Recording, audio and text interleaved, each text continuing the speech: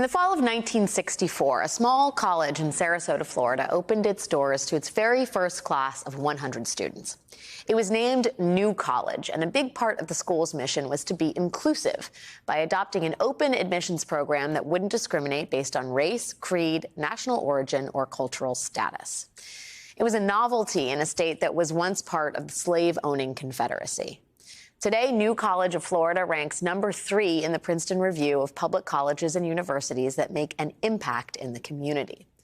The school only has about 700 students, many of whom identify as non-heterosexual. In fact, that's one of the specifically inclusive things about the college. Students get to decide their gender identity without judgment in the state of Florida.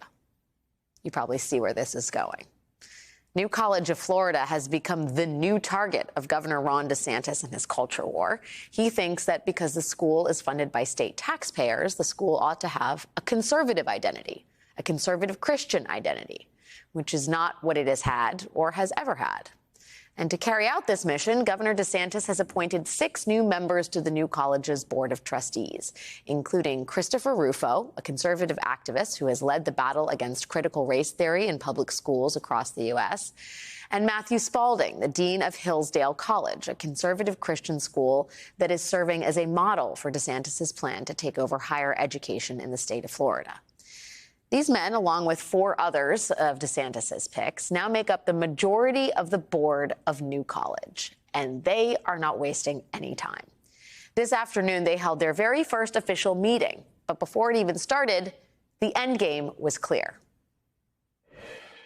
The legislature has agreed to authorize immediately $15 million for New College for recruiting new faculty and for scholarships for students. And so you're going to have a situation where you're going to be able to go out, recruit people to come, say, hey, here's the mission, here's what we're looking to do. I mean, you have people asking, how do I apply?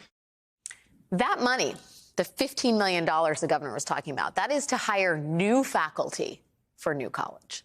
In that same event, Governor DeSantis announced new reforms for higher education in Florida, ones that will eliminate diversity, equity, and inclusion and critical race theory, and make sure that, quote, core courses are rooted in Western tradition.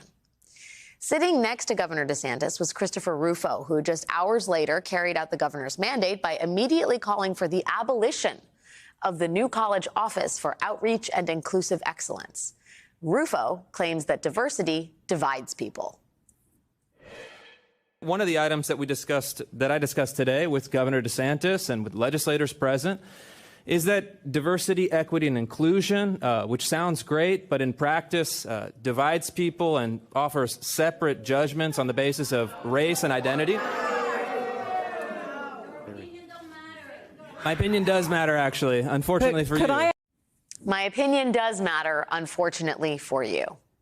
Christopher Rufo is right. He is now part of a conservative majority taking over New College of Florida.